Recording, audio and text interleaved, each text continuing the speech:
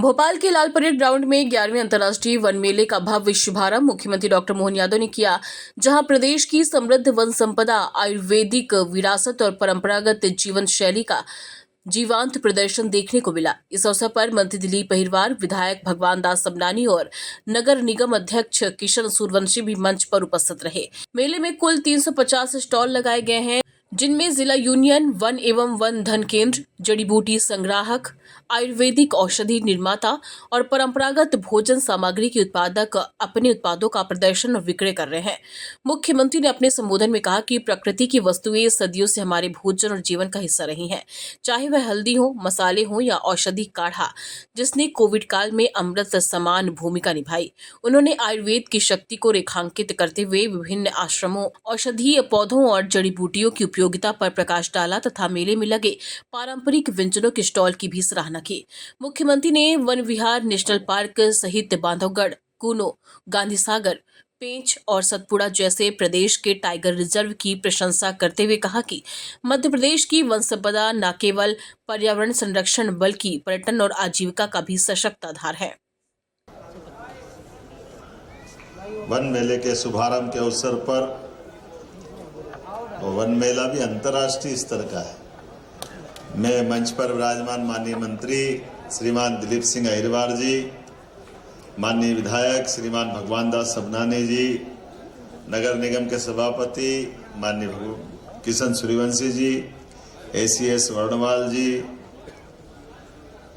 सविता राजौरिया जी, PCCF और बाकी आप इस पूरे कार्यक्रम में आयोजित समस्त आगंतुक अतिथिगण, भाइयों बहनों, पत्रकार साथियों, वन मेले का अब भोपाल नहीं पूरे प्रदेश को इंतजार रहता है कब शीतकालीन ये समय आए और लाल परेड ग्राउंड ये हरा परेड ग्राउंड हो जाए। वन से आच्छादित तमाम प्रकार की गतिविधियों के आधार पर सच में इसका एक अलग पहचान बन जाती है, अलग प्रकार की ये आभा दुनिया।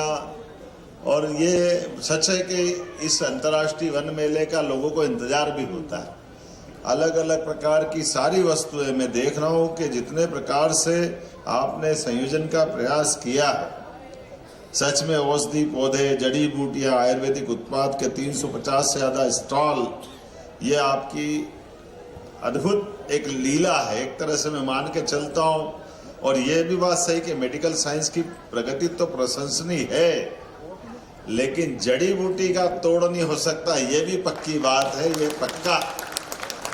और हमारे ऋषि मुनियों ने भी विरासत से वो जो हमको वर्तमान का संसार दिया, क्या क्या सोचा होगा और कैसे कैसे सोचा होगा, उनकी कल्पनाशीलता भी अद्भुत है। हमारे लिए जाने अनजाने हमारे साथ ये प्रकृति की वरदान वाली वस्तुएं कैसे हमारे भोजन में शामिल हो गई।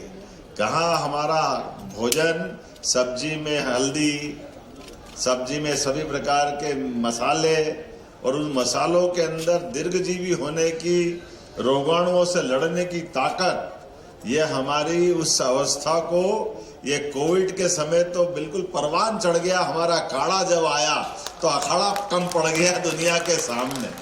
काढ़े ने क्या जबरदस्त कमाल किया है, कौन सी बीमारी, कैसी बीमारी, कोई पता नहीं चल रहा था। दुनिया में हाहाकार मचा। एलोपैथिक हमारे सभी मान्य चिकित्सक भी अपने प्रकार से वो बुखार की दवाई दे दो, कुछ टाइम कैसे निकाले उस कठिन दौर में, लेकिन हर एक कोई घबरा रहा था। लेकिन घबराने में अमृत के समान काढ़ा तो वो भी पी रहे थे और हम सबको भी पिला रहे थे। हर एक जगह आयुर्वेद ने जो अपना कमाल किया, सच में हम भी वैसे मजाक में बोलते पेड़ क्या देते हैं, पेड़ क्या देते ये तो कोई भी बोल देगा, क्या ऑक्सीजन देते हैं, लेकिन पेड़ लेते क्या है, वो हमारी कार्बन डाइऑक्साइड लेते हैं। अगर वो कार्बन डाइऑक्साइड नहीं लेंगे तो सच में हमारा जीवन अधूरा हो जाएगा। हमारा और उनका ये पर्याय है, हमारी श्वास प्रति श्वास, उनके बिना जीवन अधूरा। और यही तो एक वेद वाक्य की दृष्टि से कहा जाता है, यत पिंडे तत ब्रह्मांडे, जैसा पिंड है ये ब्रह्मांड है। और ब्रह्मांड में हम एक दूसरे पे अवलंबित है, हम एक दूसरे पे निर्भर है, दोनों से अलग अलग हो ही नहीं सकते। हर एक वो जीव, हर एक वो पेड़ पौधा।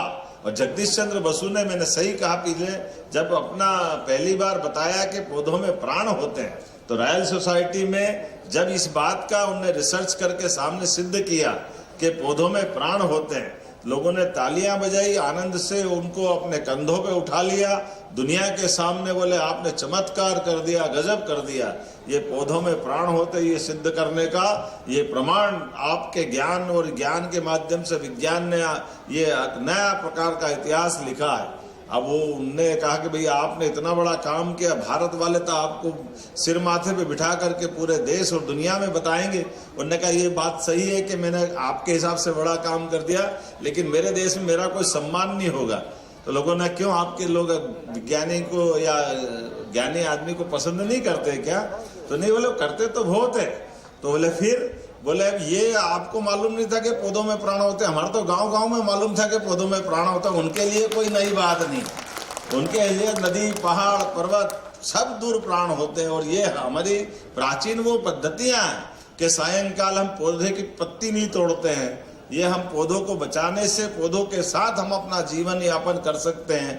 हमारे लिए तो जीवन के ऐसे कई रहस्य हैं।